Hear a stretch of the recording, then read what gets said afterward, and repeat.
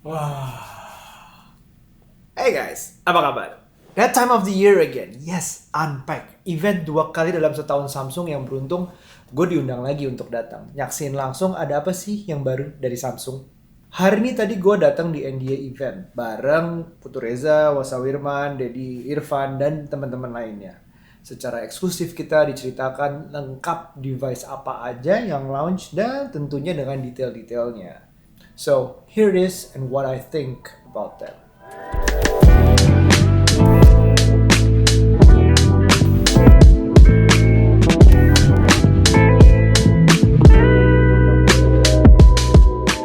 Jadi gini, Samsung meluncurkan 4 macam device di Unpack kali ini dengan varian yang beda-beda. Yaitu yang pertama, Samsung Galaxy Z Fold 4. Yang kedua, Z Flip 4. Yang ketiga, Galaxy Watch 5. Dan yang terakhir adalah Galaxy Buds 2 Pro. Ingat ya, ini Unpack. Produk yang diluncurkan selalu yang flagshipnya, top of the line untuk setiap kategorinya tadi. So the best there is from Samsung. Saat-saat inilah kita ngelihat sebagus apa, sekeren apa perkembangannya. Let's break them down in detail. Gini.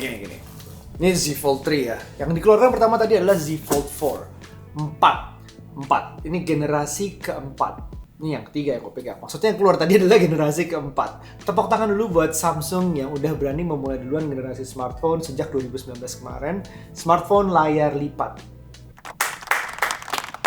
Iya, jadi melalui 4 generasi, Samsung tuh berani untuk memulai dan selalu berusaha ya menyempurnakannya, benerinnya, improve terus.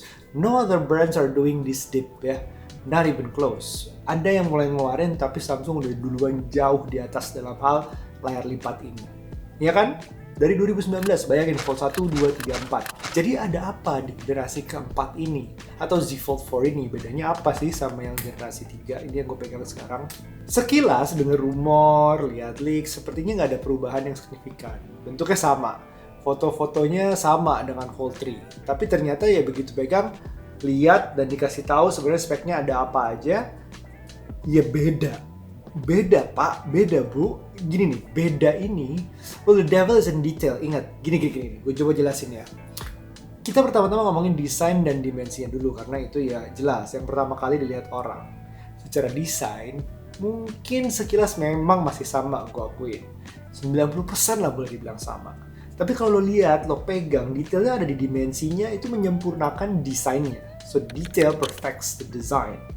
Oke? Pertama-tama yang gue suka adalah bezel yang dipertipis di sebelah kanan sama kirinya kalau kita berdiri. Ini gue nggak pegang sekarang, tadi sempat pegang sebentar. Jadi kanan sama kirinya dipertipis. Jadi ya kalau layar dalam keadaan tertutup gini, dia akan terasa tambah lebar. Bezelnya tipis, layarnya tambah lebar. Tapi tambah pendek atasnya sedikit. Jadi display ya ini ya, bukan fisiknya, displaynya ya. Dimensinya berubah jadi dari 24:9 jadi 23:9. 24,23 gitu lah. Gunanya apa? Ya kalau paling kerasa adalah di saat kita ngetik. Jadi pinggirnya itu makin hilang, makin tipis. Oke. Di Fold 3 kemarin ini gue rasa nih ngetiknya tuh kanan kecil banget. Ini ya paha tutup kecil banget, tapi ini tambah lebar lagi. Akan terasa kecil, apalagi yang tangannya lebih besar lagi dari gue. Nah sekarang jauh lebih baik. Padahal ya cuma nambah sedikit aja lebih lebar. Sedangkan kalau dibuka, dia juga sama, tambah lebar juga dibanding Fold 3. Atasnya lebih pendek lagi, sama. Feel-nya itu makin kotak. Ini kan segini agak panjang ya, tapi dia tuh makin kotak lagi. Makin 1:1 ya. Dan yang terakhir, bagian hinge-nya sini dia menipis. Hasilnya makin enak digenggamnya.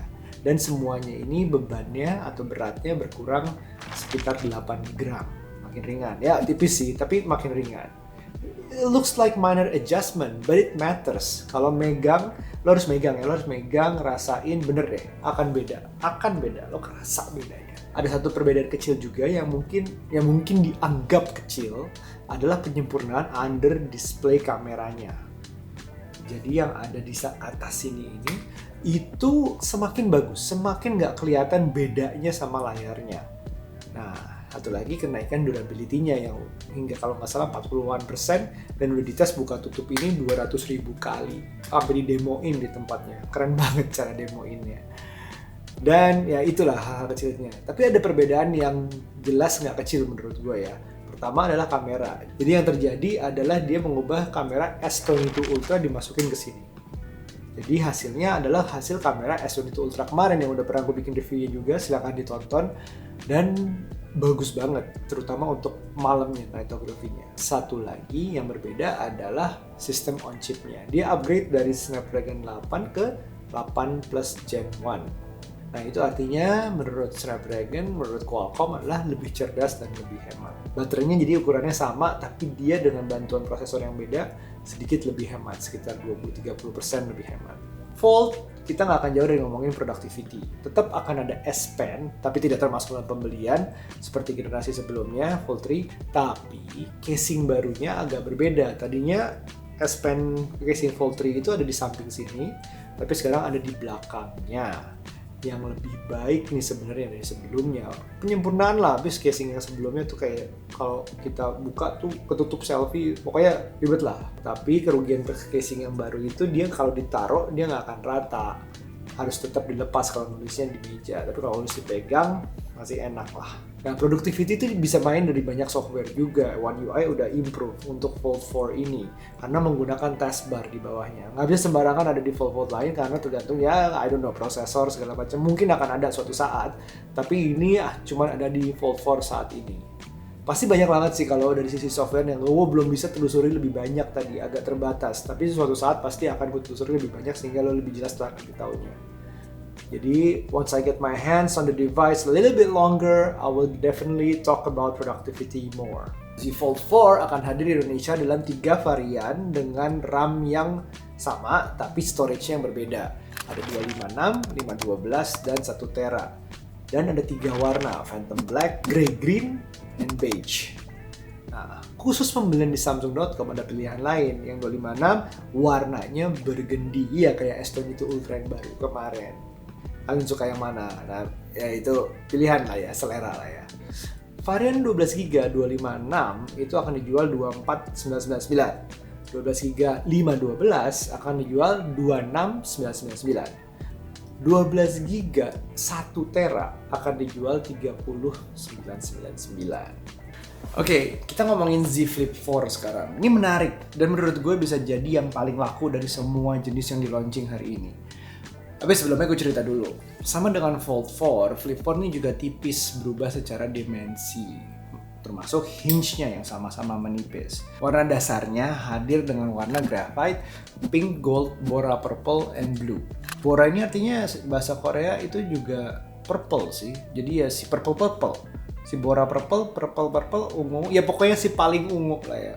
Bareng dengan Fold, dia juga upgrade sistem on chip ke Snapdragon 8 Plus Gen 1 yang sama juga kayak tadi, ya lebih cerdas dan lebih hemat tadi. Tapi bedanya dengan Fold 4, dia tambah lagi hematnya karena besar baterainya naik. Ya, yang tadinya 3300 sekarang ke 3700, sekitar 10% lebih naiknya. So overall penghematan mungkin bisa naik sekitar 30-35%, dan it matters dong. Nah, kameranya juga improve, terutama untuk nightography-nya. Karena pixelnya sendiri diperbesar dari 1,4 mikron ke 1,8. Tapi yang seru ya, yang seru banget dari Flip 4 itu adalah bespoke. Kalau kalian tahu konsep bespoke itu tentang jas ya, kalau kita bikin jas tuh harus ukurannya pas banget sesuai dengan ukuran orang yang berbeda-beda. Nah, kalau kalian tahu bespoke-nya Samsung, dia ada di kulkas dan, kulkasnya yang kulkas idaman gue sih. Hai Samsung. Dan kebetulan juga ada air purifier-nya. Taruh konsep bespoke yang Samsung bikin di situ ke Flip 4-nya ini. Artinya warnanya itu bisa dipilih dari kombinasi depan dan belakang yang berbeda. Banyak banget sampai 75 kombinasi. Lucu banget. Nah di saat tadi barusan gue sempat nyobain kayak ada vending machine-nya itu dari segala macam warna itu bisa dikombinasiin sampai 75 tadi. Bisa pilih, terus pilih keluar. Kayak vending machine, keren abis. Sayangnya itu cuma available di pasar US dan Korea. Di Indonesia sendiri hadir cuma 5 kombinasi warna tambahan selain 4 warna dasar tadi. Ya, jadi ada 9 tuh, satu handphone ada 9 warna. Baik juga ya. Nah, di Indonesia itu akan dijual Flip 4 dengan harga RAM-nya sama, semua 8GB. Tapi yang ROM 128 akan dijual dengan 13.999. Yang 256 dijual dengan 14.999. Dan yang 512 dijual dengan 16,999. Sedangkan yang bespoke dijual dengan harga 15,499. Iya, cuma 5 kombinasi warna tadi yang gue bilang. Nah, kita kan tahu ya, target market flip dengan fold jelas ada perbedaan. Flip akan lebih playful, lebih muda ya juga asumsi gue, setidaknya lebih muda dari gue lah ya. Oleh karena itu, konsep bespoke yang pengen beda ini gue bilang sih akan cocok sih. Akan cocok banget masuk ke target marketnya. Nah, perhatiin deh harga yang 256 tadi, itu harganya 14,999. Itu juga turun loh dibanding Flip 3 saat baru launch. Ini bisa jadi sweet spot sih, di bawah 15 juta lo dapat 256 Flip yang diperbaiki dari sebelumnya. Upgrade. Sweet spot banget. Oke. Dan ada 2 device lagi yang salah satunya adalah Galaxy Watch 5 and 5 Pro. Watch juga upgrade. Ini menarik. Watch 4 kemarin ada tambahan yaitu body composition yang bisa mengukur body index BIA analysis atau fat percent yang dipencet itu loh. Gue udah bikin videonya juga, silahkan dilihat. Sekarang Galaxy Watch 5 ini bisa apa? Oke, Galaxy Watch ini ada 2 jenis nih, Watch 5 and Watch 5 Pro. Beda paling signifikan mungkin terlihat di ukuran. Watch 5 itu ada 40 dan 44 mm, sedangkan Watch 5 Pro hanya di 45 mm. Perbedaan ukuran juga berarti ada tambahan ruang untuk baterai biasanya. Baterainya Watch 5 Pro lebih besar, baterainya itu 590 mAh kalau nggak salah, itu gede banget, tahannya bisa sampai 80-an jam kalau nggak salah. Watch 5 beda, lebih kecil. Baterai yang banyak ini digunakan untuk kita tuh untuk tidur, mengukur tidur maksudnya. Jadi kalau misalnya baterainya dikit, setiap hari mengukur sebelum tidur ya rugi kan, nggak bisa mengukur tidurnya. Nah, tidur itu penting, kalau untuk bisa mengukurnya akan lebih baik lagi.